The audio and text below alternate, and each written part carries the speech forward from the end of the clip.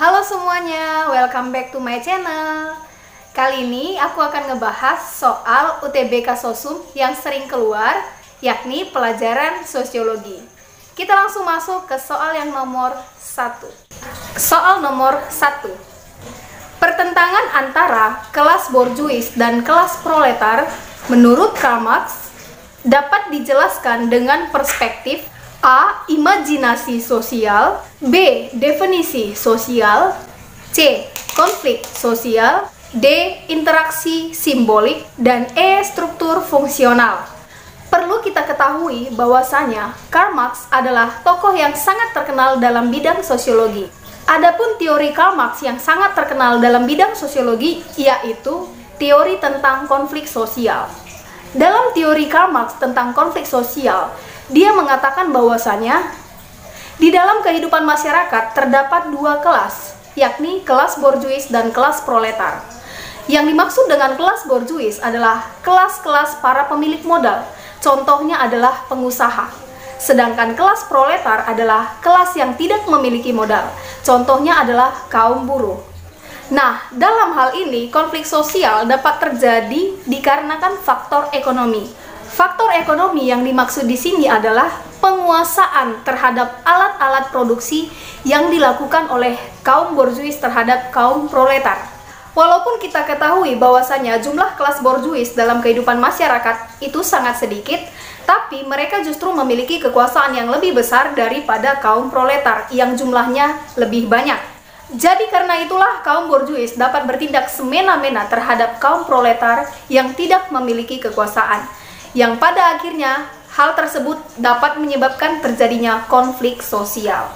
Jadi dalam hal ini kita bisa menarik kesimpulan bahwasanya pertentangan antara kelas borjuis dan kelas proletar yang dikemukakan oleh Karl Marx dijelaskan dalam perspektif konflik sosial.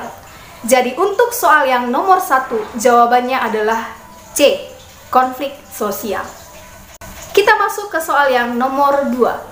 Soal nomor 2, dua kelompok masyarakat yang berbeda kebudayaan kemudian saling bertemu dan melakukan kontak sosial intensif sehingga terjadi pembaharuan budaya, tetapi tidak menghilangkan budaya aslinya disebut A. Akulturasi, B. Asimilasi, C. Amalgamasi, D. Kooperasi, dan E. Akomodasi.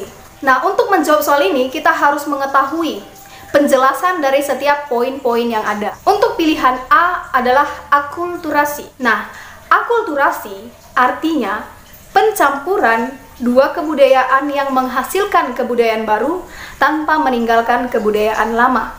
Itulah akulturasi. Sekarang yang B, asimilasi. Nah, asimilasi artinya pencampuran dua kebudayaan yang menghasilkan kebudayaan baru dengan meninggalkan kebudayaan lama. Nah, terlihat perbedaannya kan? Satu tanpa meninggalkan kebudayaan lama dan yang satu meninggalkan kebudayaan lama. Sekarang kita masuk yang C, amalgamasi. Nah, amalgamasi artinya perkawinan campuran antar dua ras yang berbeda. D, kooperasi. Nah, kooperasi artinya adalah kerjasama yang dilakukan dua pihak atau lebih untuk mencapai tujuan bersama. Yang E, akomodasi. Nah, akomodasi artinya cara untuk menyelesaikan konflik. Nah, itu adalah penjelasan untuk setiap poin-poin yang ada. Jadi kita bisa mengetahui bahwasanya jawaban yang paling tepat adalah A, akulturasi, yakni pencampuran dua kebudayaan yang menghasilkan kebudayaan baru tanpa meninggalkan kebudayaan lama ataupun kebudayaan aslinya. Oke, sekian video dari saya. Semoga videonya bermanfaat bagi adik-adik sekalian. Mohon maaf bila ada kesalahan ataupun kekurangan. Terima kasih dan nantikan video selanjutnya.